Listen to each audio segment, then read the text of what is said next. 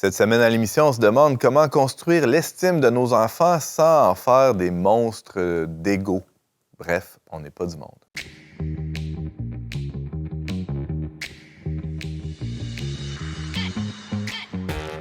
Bonjour à tous et bienvenue à votre magazine Foi et Culture. Ici Antoine Malenfant qui est déjà déstabilisé par la présence de ses amis autour de la table.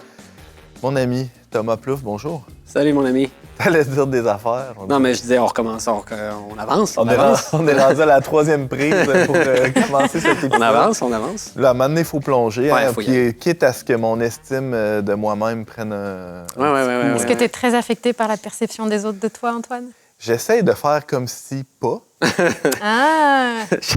Mais tout au fond, ça vient chercher. Mais là, tu sais, juste avec la syntaxe que je viens de faire, il faut que je fasse un deuil de ça, là, parce que... Ça t'arrive-tu des fois de figer, de fondre dans ta chaise et de dire « ça y est, c'est fini, j'ai gâché ma réputation Ouais. » Mais c'est juste un feeling.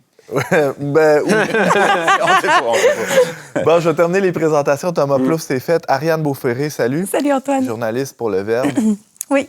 Thomas, t'es quoi, toi? T'es doctorant en psychopédagogie. C'est ça, exact. OK. Ouais. T'enseignes. Je suis enseignant. Père de famille. C'est ça, tout ça. Toutes ces affaires-là.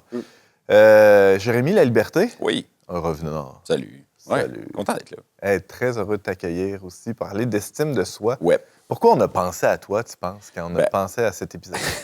Parce que j'ai fait beaucoup de chemin de ce côté-là dans ma vie. Non, mais vrai? Ben, c'est vrai, mais c'est pas ça. Je travaille avec des ados à la Villa des Jeunes. Là, je fais de la formation qui rejoint beaucoup ce thème-là. En ce moment même, au moment où on enregistre, il y a des ados qui vivent une formation à la Villa des Jeunes qui, j'ose croire, a des effets positifs sur leur estime d'eux-mêmes là.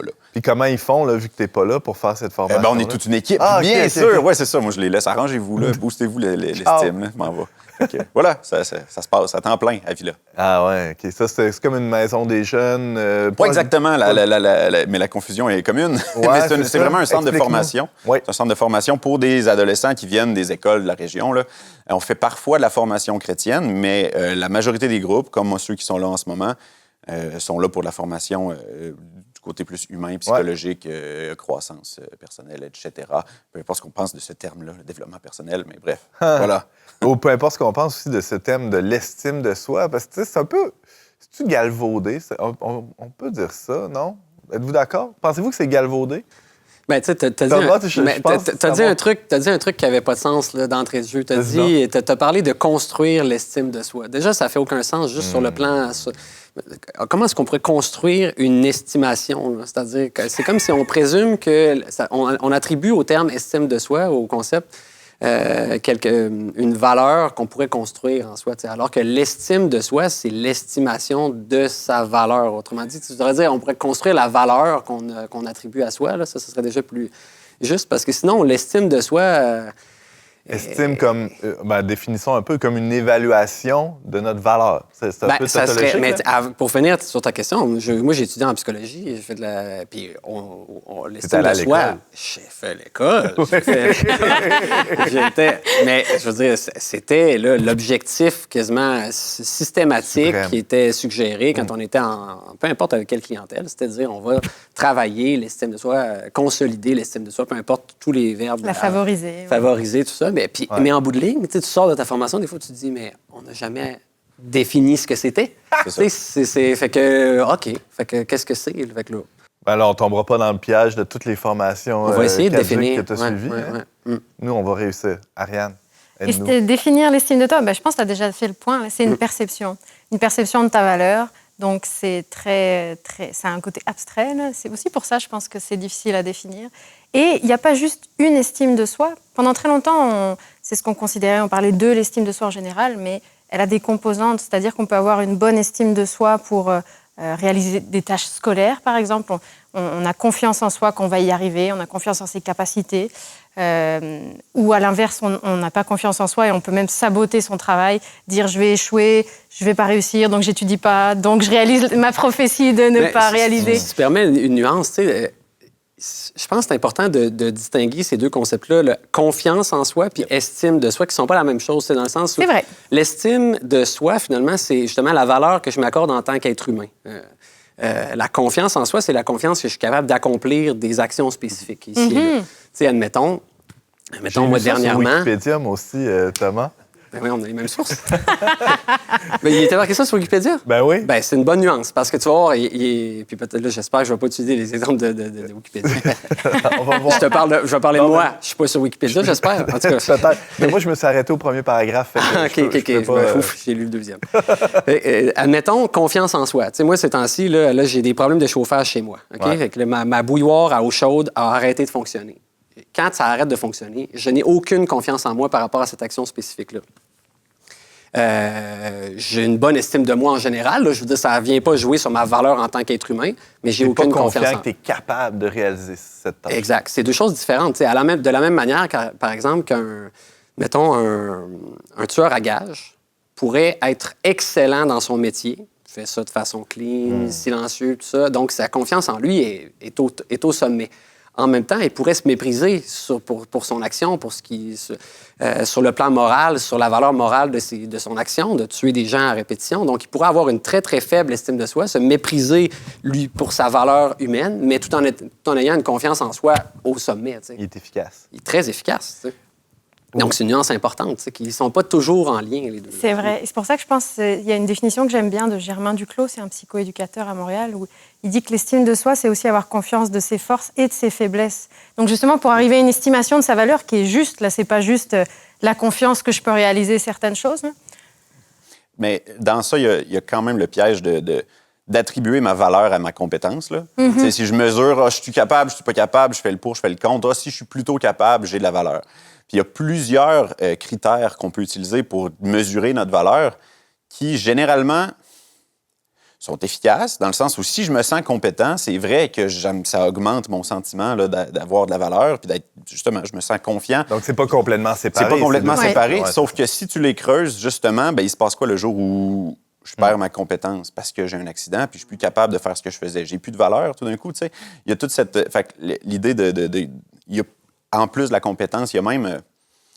à la Villa, on présente souvent aux jeunes, il y a comme 4 grands... on les appelle les pattes de chaise. C'est comme si ces 4 ancrages-là sont solides dans ta vie. Généralement, tu devrais considérer que tu as de la valeur. C'est le sentiment que tu vas avoir, c'est que tu as droit à ta place. Là, ça va, c'est que tu vas... Une certaine confiance et une certaine estime. Il y a juste un besoin d'amour. Là, en général, si les gens te disent ou te font savoir ou que tu perçois que tu es aimé, ça c'est un ancrage solide. Deuxième, tu aurais besoin de reconnaissance. Fait que ça, c'est pas juste parce que tu es aimé, parce que tu existes, mais c'est comme good job. Te faire dire par les autres, faire reconnaître tes efforts, hey, le travail que je fais passe pas dans le beurre, ça, ce serait un deuxième, besoin de reconnaissance. Troisième, ce serait besoin d'appartenance. Je ne suis pas tout seul, je fais partie d'une gang. Il y en a qui acceptent de m'inclure puis de passer du temps avec moi. Ça doit vouloir dire que je ne suis pas si pire. C'est un signe de ma valeur. Exact. Ouais. Puis le dernier, c'est qui est un peu plus indépendant, justement, c'est besoin d'autonomie. Savoir par moi-même que, oui, je suis capable du seul. Mais ces 4-là, est-ce que j'ai vraiment de la valeur parce qu'on me dit qu'on m'aime? Mettons qu'il n'y a personne qui est là pour me le dire, ou est-ce que j'ai de la valeur juste parce que ma mère me l'a dit? Il y a comme au niveau de l'appartenance, je suis bien entouré, donc j'ai de la valeur. Puis au niveau du besoin de reconnaissance, si les gens ne voient pas mes efforts, mais que j'y arrive, mais que j'ai aucune reconnaissance. Puis même chose pour l'autonomie. Et si tout ça peut se résumer par « t'es beau, t'es bon, t'es capable », là, cette fameuse phrase qu'on essaie de dire pour booster l'estime. Mais qu'est-ce qui arrive si je suis pas beau? Puis je suis pas capable. Puis, est-ce que je vaux rien? Puis la question se pose. Mais il y a moyen de se sortir de ça. Il y a moyen de faire, même... Puis je pense que c'est ça qu'on essaie de dire quand on parle de l'importance de l'estime de soi. Je pense qu'on cherche à dire, ce serait bon que tu saches que tu as de la valeur, que tu t'estimes toi-même. Mais tu sais, moi je t'interromps, mais c'est un peu comme si, là où est-ce que tu t'en vas, c'est un peu comme si tu disais, il y a 4 pattes de chaise, mais il en reste qu'admettons, si on doit en garder juste une, il y en a quand même une qui est plus importante que les autres, qui est justement le sentiment d'être aimé, c'est-à-dire le sentiment fondamental d'être aimé. Ouais. Ça me permet de passer à travers une épreuve, par exemple, où là où je pouvais être beau, bon et je sais plus quoi l'autre. Reconnu. Admettons, là, je suis, je sais pas moi, ma maison brûle, puis là, je suis défiguré, puis je suis inapte. Job, mettons. Oui, mettons job, là. Qu'est-ce qui me reste? Là, il y aurait cette patte-là ancrée, mais sauf que si c'est juste une patte de chaise, flank, ça pète, mais cette patte-là qui serait comme plus, elle aurait plus de chair, quand même, plus d'importance. Je serais d'accord avec ça, effectivement. Mais il y a... C'est comme une image d'une chaise unijambiste. Là. Une espèce de chaise avec une patte puis 3 pattes autour. C'est ça. Puis ce qu'on imagine souvent, la façon dont on le présente, c'est que, 4 pattes, c'est clair que c'est stable. 3 pattes, ça fait genre un tabouret. Ça va. 2, on a toute l'image du gars dans le fond de la classe, là, dans le cours de maths, qui passe son année sur 2 pattes, mais qui, à un moment donné, se pète la gueule. Puis une patte, c'est juste une question de temps avant que ça flanche. Mais il y a moyen de vivre un peu avec certaines blessures si tu trouves une manière de retrouver ta stabilité éventuellement. Effectivement, ceci étant dit, le mot « estime » veut dire... Tu sais, quand on dit que j'estime quelqu'un, c'est j'ai de l'affection, j'aime. Fait qu'effectivement, celui de l'amour, il est comme englobant plus que les autres. Là. Je reconnais une valeur. Ouais, c'est ça. Il y a une autre manière de voir l'estime de soi, moi, que j'aime bien, là, c'est la distance qui existe. Puis je vais le détailler après. Là, la distance qui existe entre le moi, la vision du moi aujourd'hui, puis la vision du moi potentiel. Okay? Ou idéal. Ou idéal. Parce qu'on navigue, en fait, dans notre existence, on navigue toujours avec, en aller-retour entre ce moi-là qu'on idéalise, là, tel que je devrais être, puis versus ce que je suis réellement. D'ailleurs, on a commencé l'émission avec des représentations. Là, comment on est prêt à vivre avec des altérations, des entailles faites à cette représentation-là qu'on se fait de soi-même. De soi-même. En parlant de moi, là. Oui, exact. Puis, tu sais, tu as cette distance-là qui est très grande. Puis, la juste estime, selon d'autres penseurs, ce serait d'avoir une adéquation entre ces deux choses-là. C'est-à-dire que le moi, aujourd'hui, serait conforme au moi idéal ou au moi potentiel. Puis, moi, j'aime bien cette définition-là parce que c'est intéressant parce qu'on peut dire, OK, ça, c'est vrai. Puis après ça, on peut avoir une manière complètement différente d'agir sur ce... Soit rabaisser les attentes ou les idéaux. On peut soit dire, OK, j'ai mon moi idéal, donc là, je vais, par la force de ma volonté, je vais tout faire pour atteindre ce moi idéal-là. T'sais, quitte à tasser tout le monde, puis le but étant, puis quand je vais arriver là, je vais avoir une estime de moi. C'est ça. Versus, on pourrait dire, non, au contraire, je vais plutôt prendre ce moi-là idéal, puis je vais le rationaliser ou plutôt le diminuer les attentes pour qu'il se rapproche plus du moi aujourd'hui. Médiocre aujourd'hui. Médiocre aussi, je le perçois comme ça. Fait que, il y a comme... mais je grossis les traits pour qu'on oui, exactement. Fait que, tu sais, dans cette définition-là, il y a ça aussi, c'est ça. Parce que c'est important de concevoir, c'est ça, que le moi, c'est pas quelque chose qui est immuable. Tu sais, le moi, c'est pas quelque chose qui existe, puis que tu dois découvrir comme si c'était quelque chose qui existait en soi. C'est quelque chose qui est du domaine de la perception, puis qu'on construit dans le regard des autres, mais aussi toujours en alternance avec ce qu'on pourrait être. Avec ça venait beaucoup de Jung, là, qui était un penseur psychanalytique. Lui, avait beaucoup fait ce lien-là avec cette... il disait, on a toujours derrière nous, autour de nous, ce moi potentiel, ce moi idéal qui nous suit, qui nous regarde, puis qui dit, tu t'en viens-tu? Qu'est-ce que tu fais, là, tu sais, en way? En tout cas. Mais, excuse-moi, on parle de cette construction-là ou de cette construction-là du moi, l'estime de soi. On dirait que c'est intimement lié à la période de l'adolescence. Est-ce que je me trompe? Toi, tu travailles avec des ados beaucoup. C'est particulièrement chargé à ce moment-là, effectivement, là, parce qu'entre autres, il y a la différenciation par rapport aux parents. Là, tout d'un coup, je me compare à mes pères. Puis là, il y a beaucoup de comparaisons. Puis le but, c'est d'être apprécié par les autres, de s'intégrer. C'est juste ça, l'adolescence, une évaluation de notre valeur, non? Il y a beaucoup de ça, oui. Est-ce que je suis capable d'être autonome, justement? Je parlais du besoin d'autonomie. Tantôt, je suis qui, moi, quand je suis pas le fils à papa? Là? Qui est-ce que je deviens en tant que éventuellement jeune adulte? Puis ça, justement, il y a cet idéal-là qui est projeté. Puis la question, un des problèmes de l'estime de soi, comme tu le nommes un peu, c'est que je suis déçu de ne pas être à la hauteur de tous les idéaux qu'on me propose. Puis on s'en fait proposer plus que jamais, bien sûr, avec les médias qui sont si accessibles. Tu as juste toujours quelqu'un de meilleur que toi d'en face. Puis ça, évidemment, si tu te compares, et un ado va nécessairement se comparer, le potentiel d'être déçu de toi-même, il est comme élevé, là.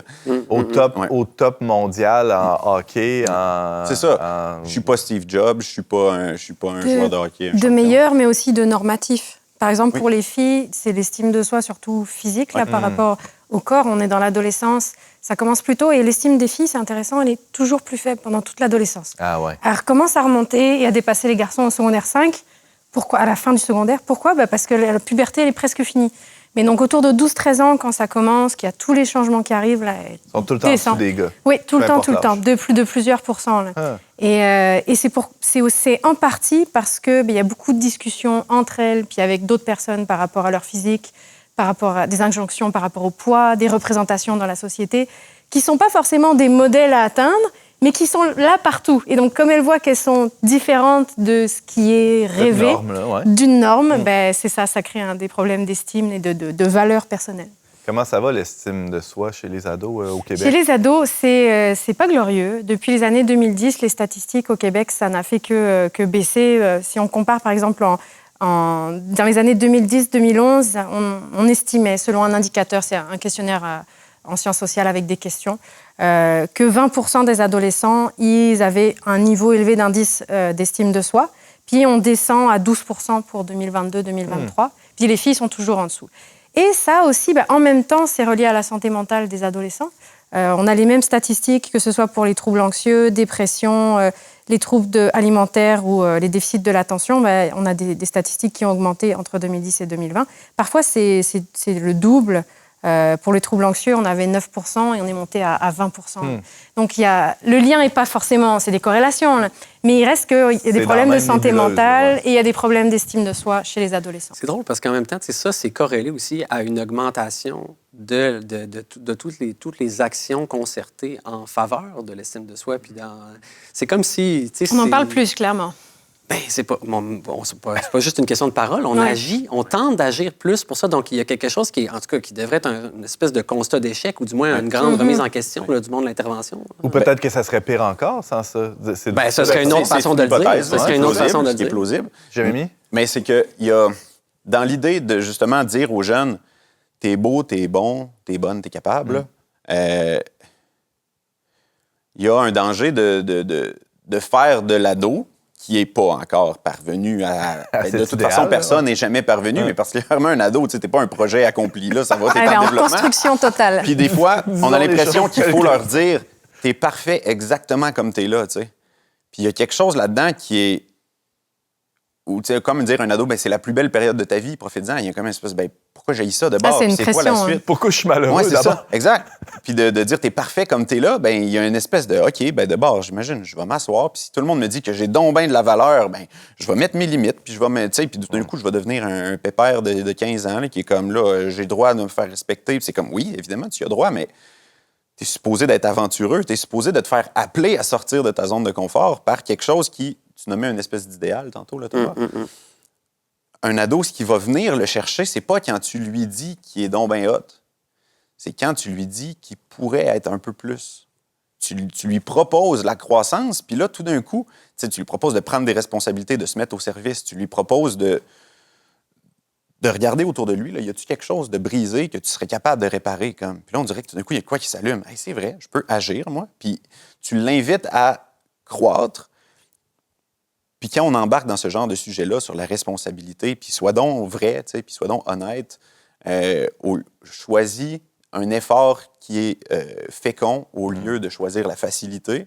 Tu l'invites aussi dans le monde de la responsabilité, dans le monde adulte. Là, tout d'un coup, la question, c'est plus est-ce que je suis hot, est-ce que je suis pas. C'est comme, OK, je peux grandir. Puis là, ça, tout d'un coup, ça te sort de cette question de est-ce que je suis suffisant. C'est juste, c'est pas moi le centre. Le monde existe, puis je peux y faire de quoi, tu sais. Puis là, tout d'un coup, il y a une espèce de mouvement de vie qui peut apparaître.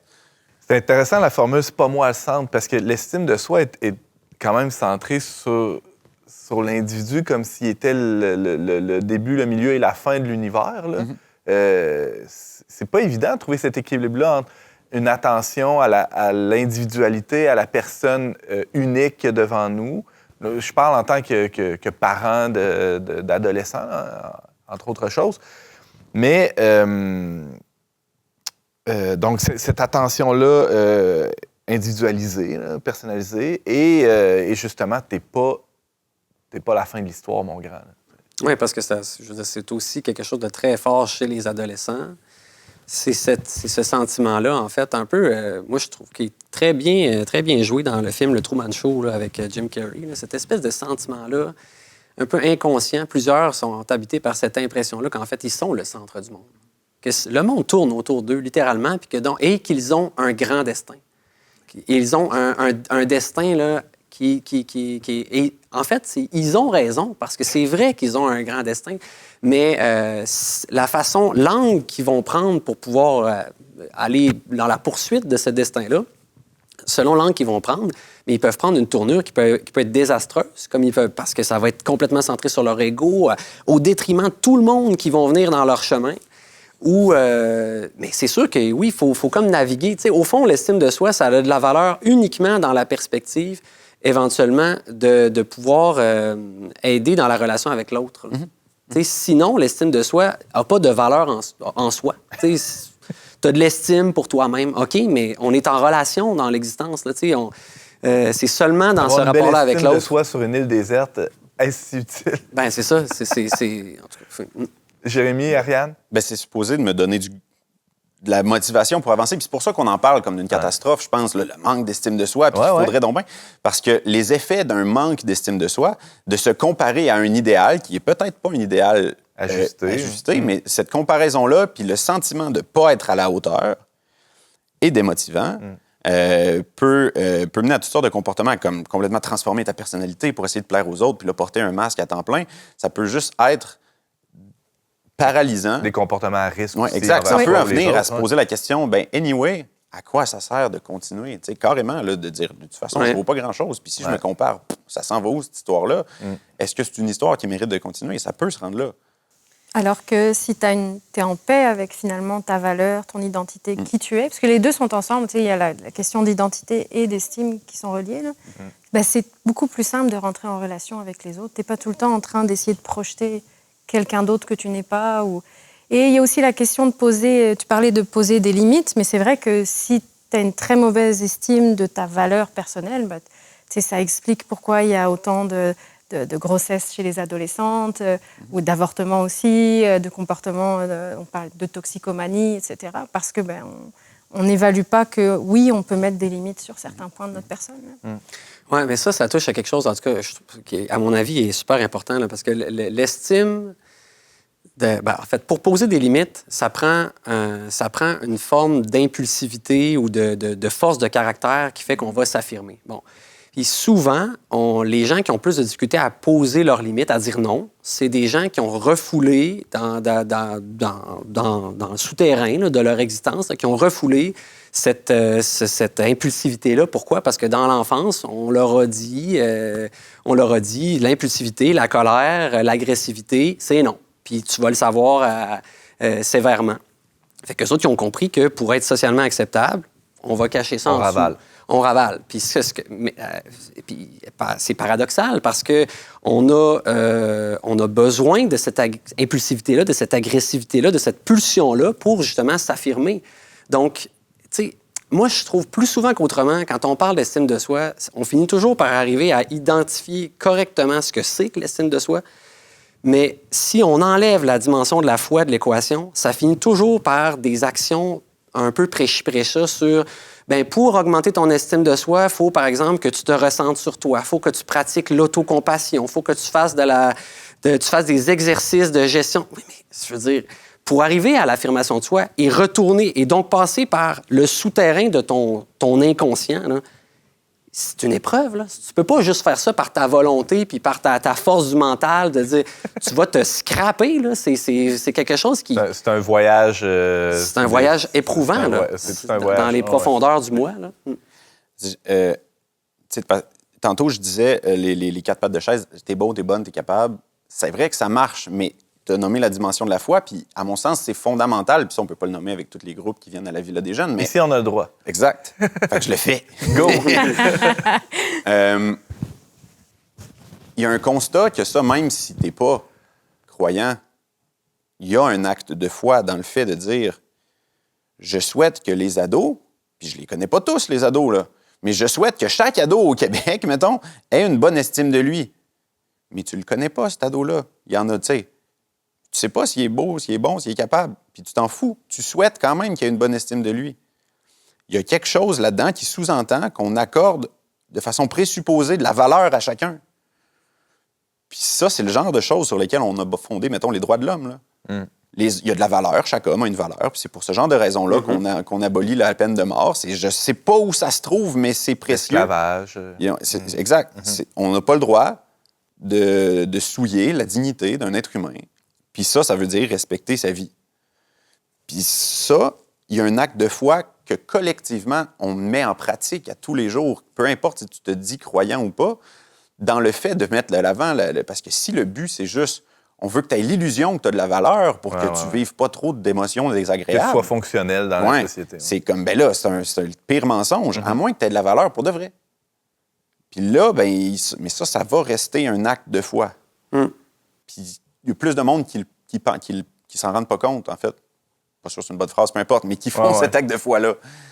Plus qu'on... Ce qui arrive, c'est que c'est ça, on peut se le faire dire. C'est important de se le faire dire. T'sais, mettons, même avec nos propres enfants, même dans le couple, c'est important de se le dire, des fois, de le verbaliser. Tu as de la valeur, je t'aime. Je t'aime veut dire tu as de la valeur. C'est ça. Je t'aime de manière inconditionnelle à tes actions. Je t'aime bonnes, dans ton essence même. Même si tu viens d'échouer, puis que tu es tout couetté, puis que tu viens de faire une grosse gaffe, je t'aime encore. C'est ça. Et tout ça est important, sauf que ce qui est plus important encore, c'est l'expérimenter dans les actes, cet amour-là des autres. T'sais, bon, des fois, c'est par des mots, mais plus souvent qu'autrement, ce qui marque, puis qui permet à l'enfant, puis aux adolescents, la croissance, puis la consolidation dans une estime de soi qui est à la fois...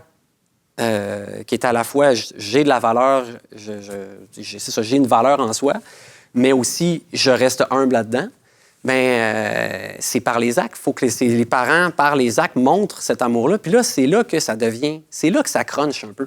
Bien là, garde ton idée. On prend une petite pause, une gorgée d'eau, puis on revient exactement sur ce point-là. À tout de suite.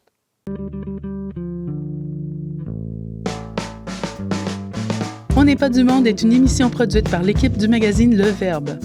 Pour vous abonner gratuitement et recevoir 8 numéros par année, visitez leverbe.com/abonnement. De retour à On n'est pas du monde avec Antoine Malenfant, Thomas Plouffe, Ariane Beauferré et Jérémy Laliberté. On parle d'estime de soi aujourd'hui.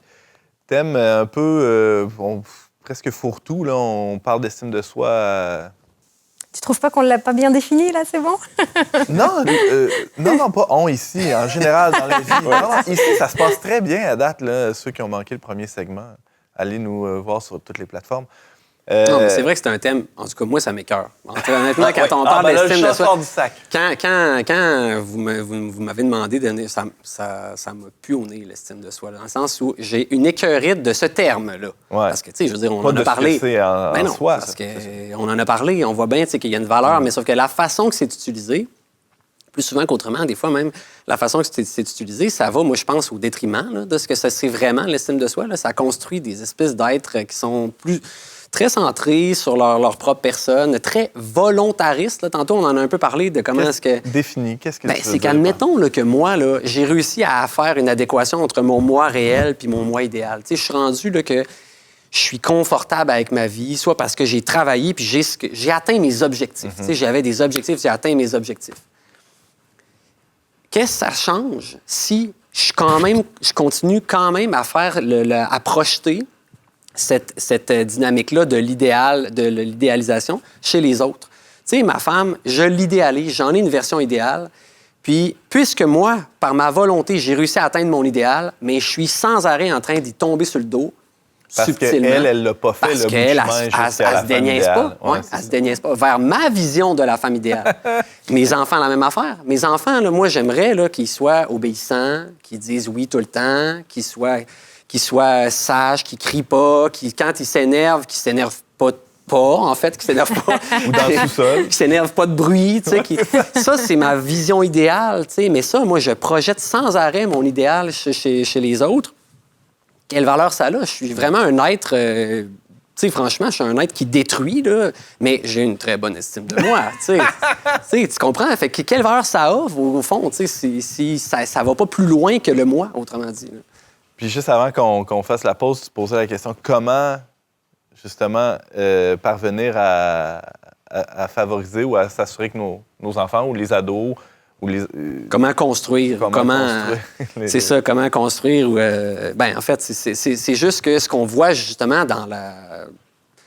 ce qu'on voit, mettons, dans les écoles, les mouvements, les gestes qui sont posés pour favoriser l'estime de soi, on va être souvent dans des techniques de gestion, voire souvent, c'est assez intéressant, là, souvent les coachs qui vont faire des injonctions du genre « arrête de te plaindre de ce qui t'arrive. Arrête de regarder dans le passé. Arrête de... » Arrête. C'est comme si t'es fumeur puis je te dis « mais voyons, arrête de fumer. » OK, merci. Là, merci beaucoup là, non seulement d'ajouter, de me redire que je suis encore un fumeur invétéré depuis des années, mais de me montrer que toi, tu serais capable de le faire. Comme si tu vois un itinéraire, tu dis, ben là, trouve-toi une maison. Mais c'est ça. Arrête de il y a quelque chose de Arrête de vivre dans la rue. C'est souvent, la façon que c'est projeté, c'est un peu comme, c'est pas voulu, là, mais la façon que c'est projeté, c'est comme si ça vient rajouter une couche sur ce qui est déjà difficile pour des gens qui sont fragilisés dans la vision qu'ils ont d'eux-mêmes. C'est de dire comme, bon, non seulement t'es pas capable, mais en plus, tu vas seulement y arriver si tu forces un peu. T'sais. Jérémy? Bien, pour ta question de comment on fait pour... le thème de la construction revient tout le temps, puis effectivement, c'est comme si je pouvais juste mettre une brique à la fois, puis ça fait être facile. Nous, ce qu'on fait à la Villa, puis ça fonctionne, comme je disais, on travaille sur ces pattes de chaise-là qui sont pas rien. Et une des façons dont on le fait, par exemple, en ce moment, là, à l'heure où on se parle, à la Villa des Jeunes, il y a un groupe, sont assis... Ça fait comme... Ils ont dormi là hier soir, là. Puis là, ils sont à une étape où ils ont appris à se connaître, à être vulnérables autour de certains sujets pour comme apprendre à se connaître. Puis là, à tour de rôle, chacun autour du cercle, ils prennent le temps, ils sont une quinzaine, ils prennent le temps de partir avec leur cahier puis d'écrire, bon, Antoine, qu'est-ce que j'apprécie, que j'aime, que j'admire à propos d'Antoine? Puis là, ils l'écrivent pour les 15 personnes qui sont là. Puis après, ils prennent le temps, par exemple, si c'est mon tour, bien, je vais recevoir 15 compliments. Puis pas des compliments légers là, de la part d'autres de mes pairs qui ont mon âge puis qui me le disent avec vérité. Puis pour certains, parce que c'est beaucoup une affaire de perception, ils réalisent qu'ils sont appréciés puis ils le savaient pas. Puis tout d'un coup, quoi? Mes camarades de classe m'apprécient, me voient, je suis pas invisible. Ça, c'est sûr, ça augmente la perception d'avoir de la valeur.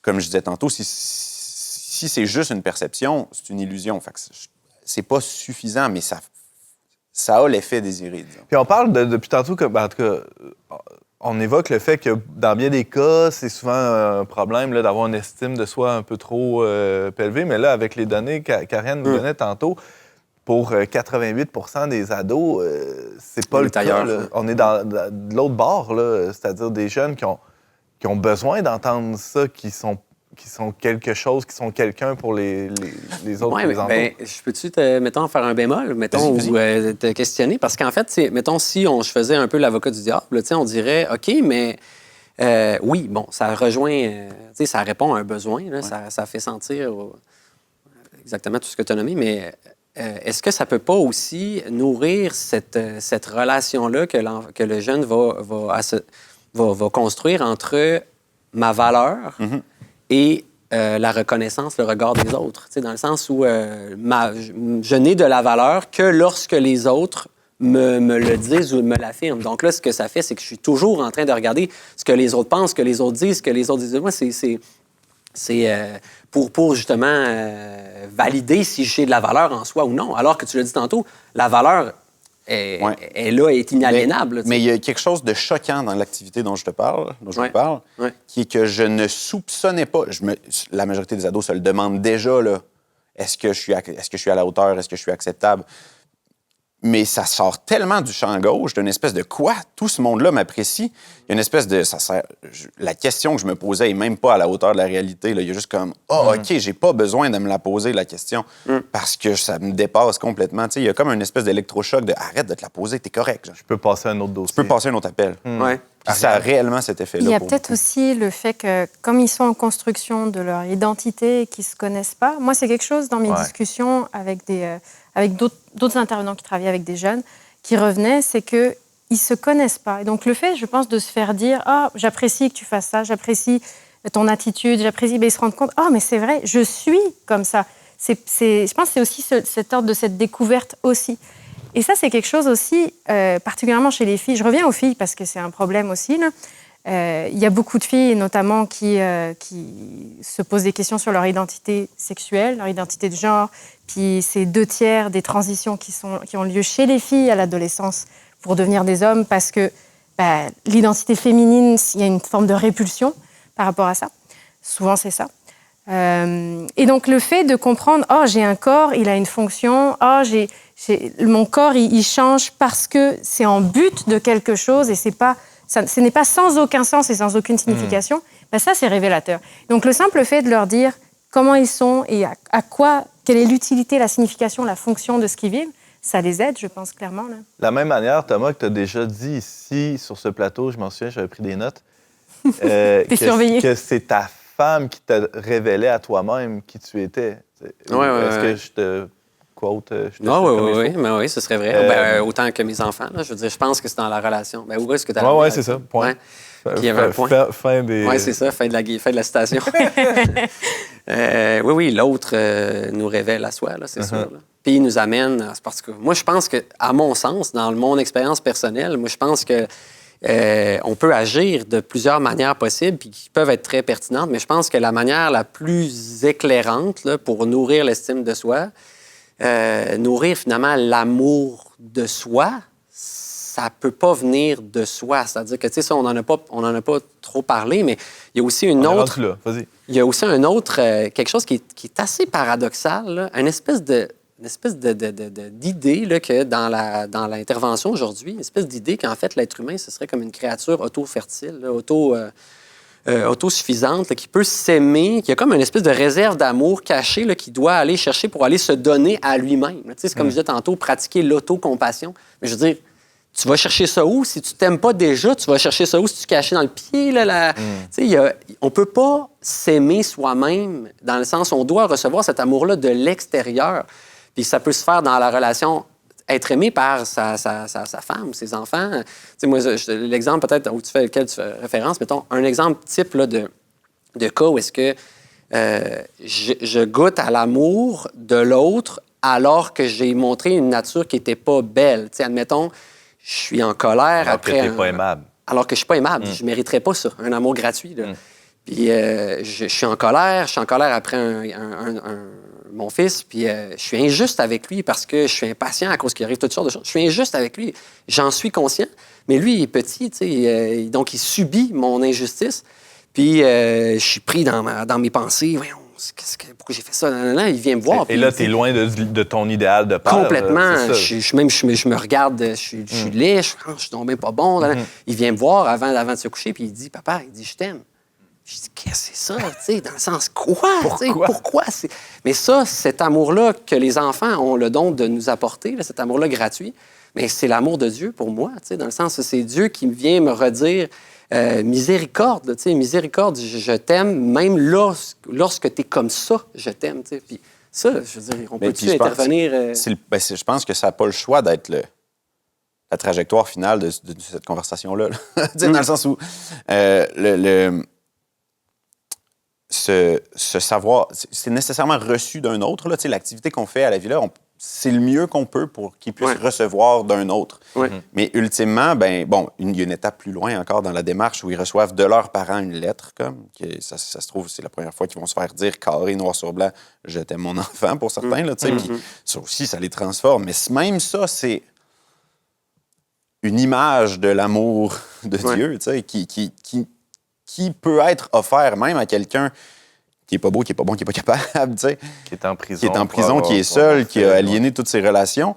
Puis, par exemple, la culpabilité, moi, je trouve que c'est un exemple extrêmement puissant. Là. Quand je me sens coupable, j'ai l'impression que je suis pas digne d'être aimé, que j'ai tout gâché, que j'ai scrappé des choses, que j'ai blessé des gens, que j'ai... Puis je garde sur moi, là, comme un trophée, le poids de mes erreurs, puis je vais laisser personne m'en départir, puis c'est tout ce qui me reste, là, ma culpabilité. Fait que sacrément patience est à moi.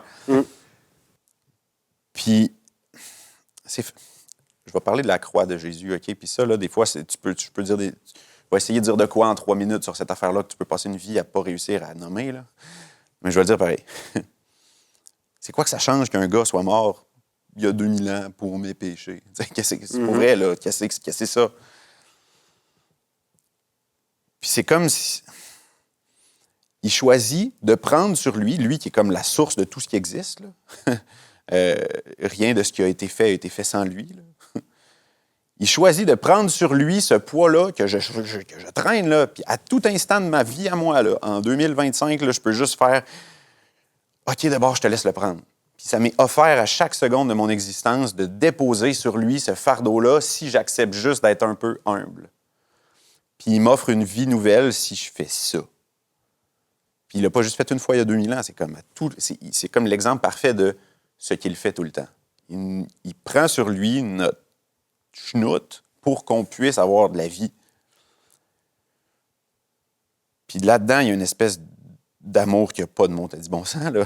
C'est comme pourquoi non, je ne suis pas digne de ça. Je veux la garder, ma culpabilité.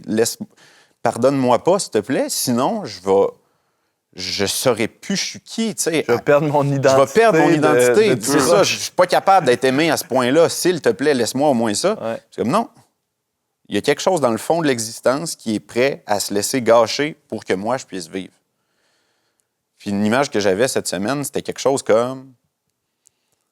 C'est comme si un compositeur, un chef d'orchestre qui a composé toute une symphonie accepte d'intégrer mes fausses notes tout croche dans sa symphonie pour que je puisse exister. Genre.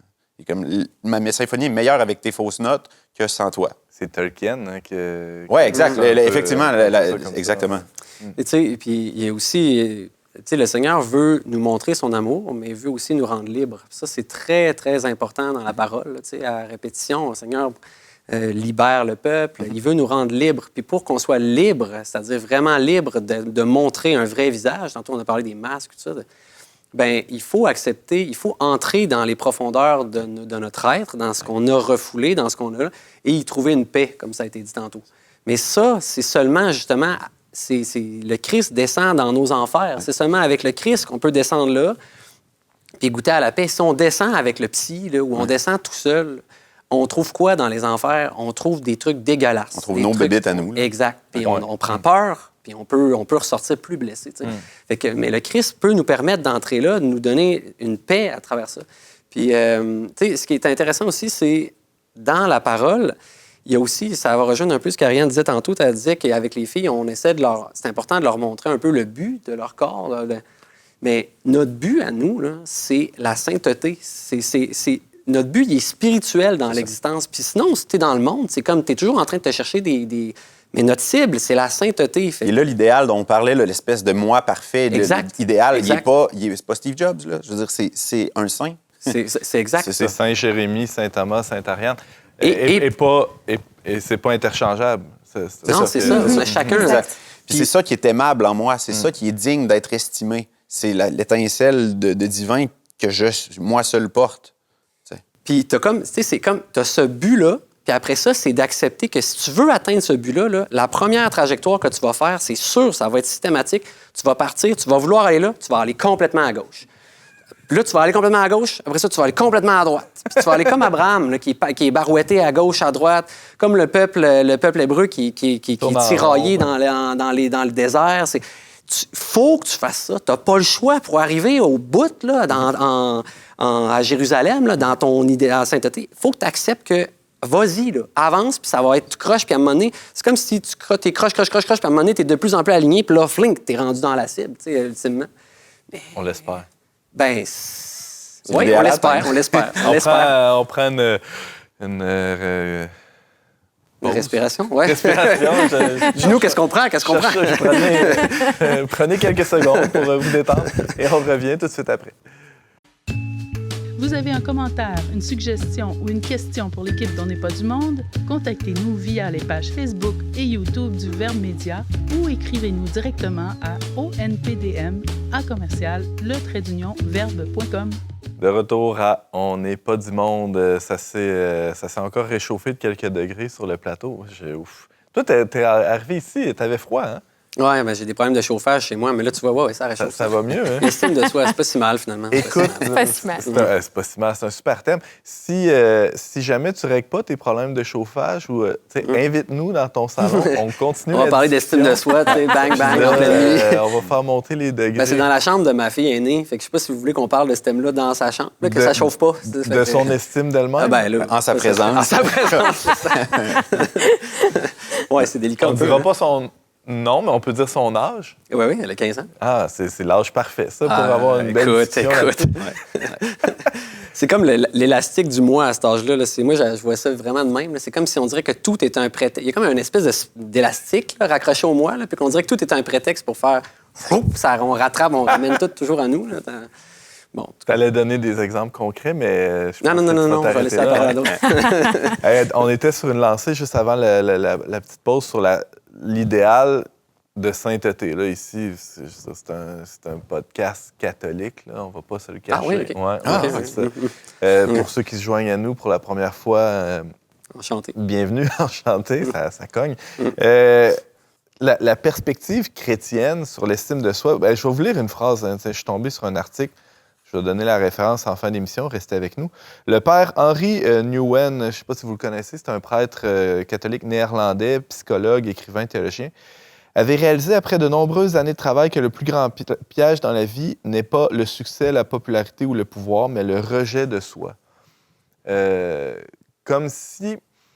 Parce que je pars de là, OK? Puis là, j'ai l'impression que dans l'histoire du catholicisme, mais aussi dans nos vies de chrétiens aujourd'hui, il y a comme deux grands pièges. Là. Lui, il en nomme un, là, mais mettons qu'il y en a deux.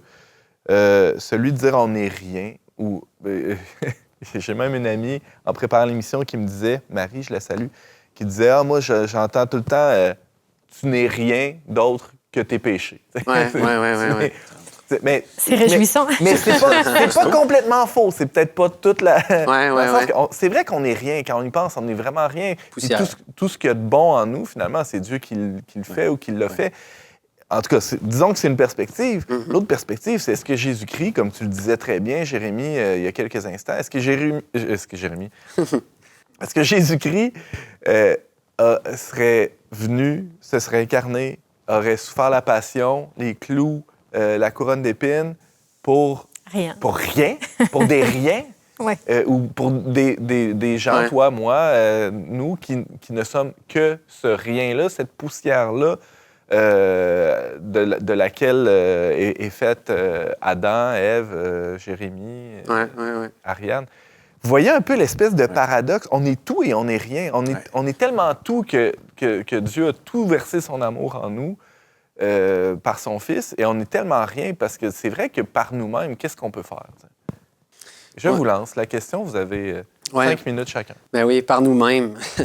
C'est, effectivement, la figure des apôtres aussi montre bien ça, là, ces gens-là qui ont été choisis pour... Moi, j'aime beaucoup la personne de Simon-Pierre, là, dans son zèle ardent. Je trouve qu'il y a quelque chose dans sa façon d'être qui me parle. Ouais. je le trouve tellement, des fois, je me dis... Tu sais, quand il dit, Seigneur, moi, je t'aime, je vais être avec toi. Jusqu'au bout. Pour toujours. Puis là, ben non, Simon, tu vas me renier. Hein, jamais, Seigneur, jamais. Tu sais, il y a quelque chose là-dedans qui est très... C'est presque cute. Oui, mais il y a quelque chose de beau dans qui témoigne parfaitement, je trouve, là, de la relation que, mettons, moi, j'ai avec le Seigneur, dans l'idée qu'il y a des fois un déni de sa propre nature, mais en même temps, le regard miséricordieux, qui dit du Seigneur, qui dit,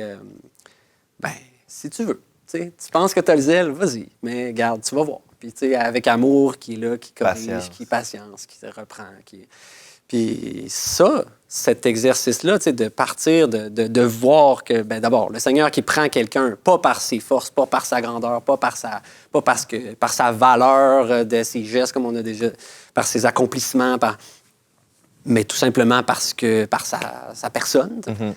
Puis, donc, ce choix-là. Puis après ça, le chemin qui permet de voir qu'on peut être rien, mais en même temps être tout, comme tu disais tantôt, là, avec... si on... Fait que, moi, la vraie estime ou l'estime ou la saine évaluation. Ce serait l'humilité. On ne l'a pas nommé encore, ce mot-là. Ça fait 48 minutes que le show est commencé. C'est la première fois qu'il est nommé. Il est encerclé ici. C'est le gros point final dans mes notes. Qu'est-ce que l'humilité? C'est très mal compris, l'humilité, aujourd'hui, Jérémie. Ariane, tiens, ça fait longtemps qu'on t'a entendu. L'humilité? Allez, tu me poses une grosse question.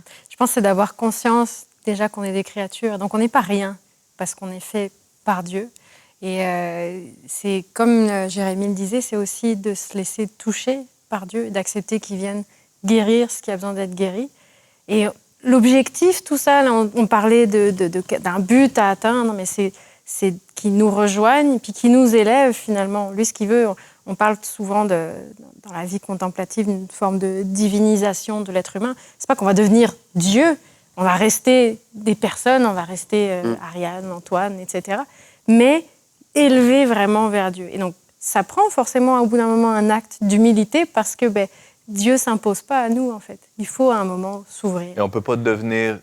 Et on ne peut pas devenir Dieu par nous-mêmes. Il n'y a pas de surhomme. Être divinisé, c'est ça. Si on pense qu'on est déjà Dieu, oui, ça ne viendra pas de l'intelligence artificielle, du transhumanisme, de quoi que ce soit.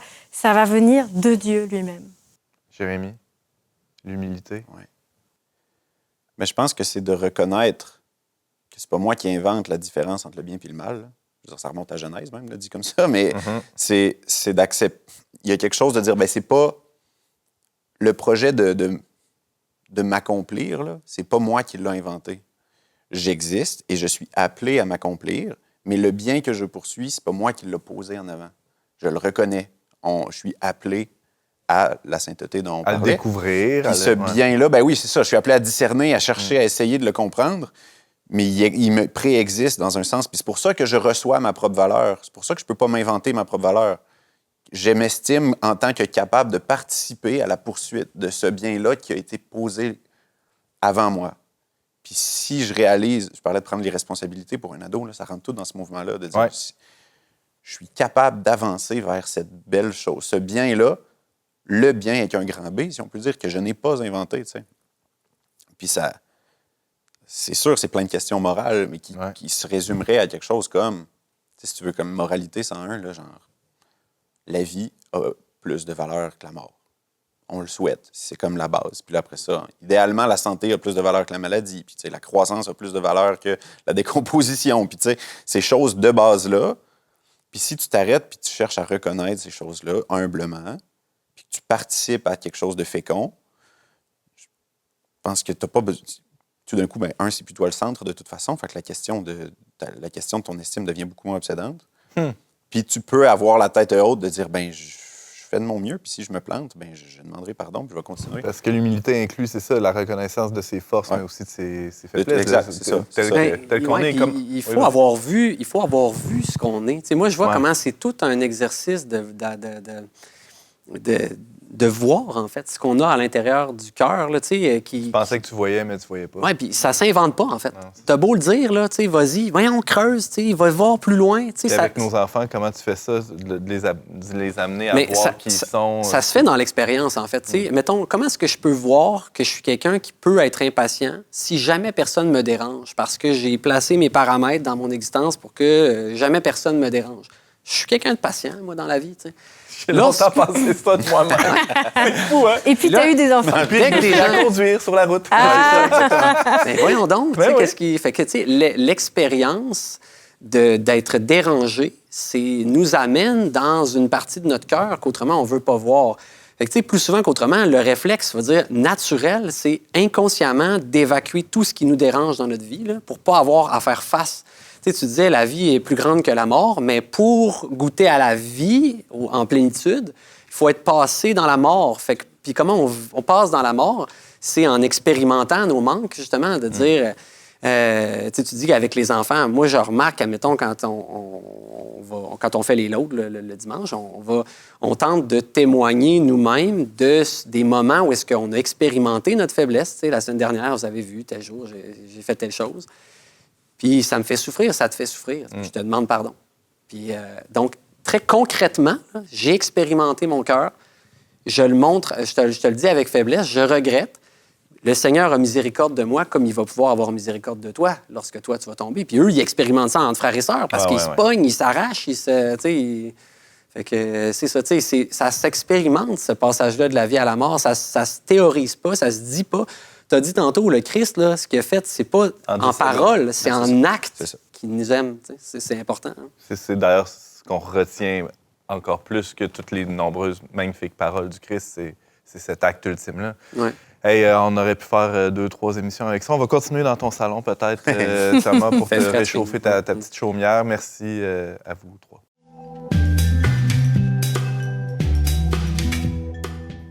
déjà tout pour cet épisode. Avant de se laisser, on vous suggère de poursuivre la réflexion, la discussion en consultant quelques références qu'on va mettre justement en référence dans la description sur les réseaux sociaux. Jérémy, qu'est-ce que tu as à nous proposer? Oui, c'est un classique qui est de Maurice Zundel, qui est un théologien mystique, qui s'intitule « Je est un autre ».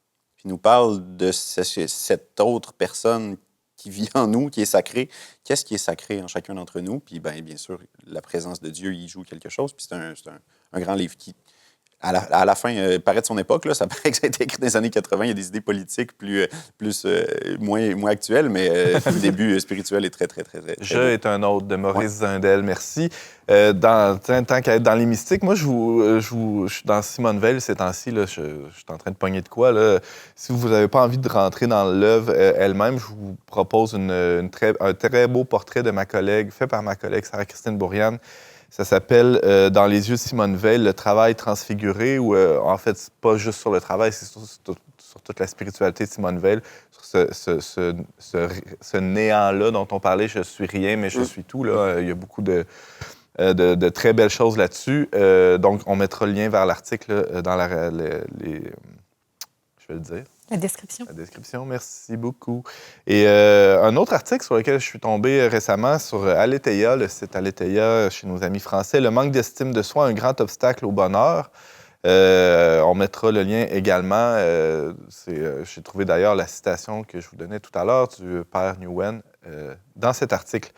Et merci à vous d'avoir été avec nous. Merci à Marianne Martin et Barthélémy Rieu à la technique. Merci à Jérémy La Liberté de la Villa des Jeunes, Ariane Beauferré, journaliste pour le très célèbre Verbe Média, et Thomas Plouffe, chroniqueur au Verbe Média et doctorant en psychopédagogie. Tu vas finir un jour? Si je finis, tu ne sauras plus quoi dire. Comment tu vas me présenter? Docteur en psychopédagogie. Docteur. Wow, on te le souhaite. Ouais. À très bientôt pour un autre épisode d'On n'est pas du monde.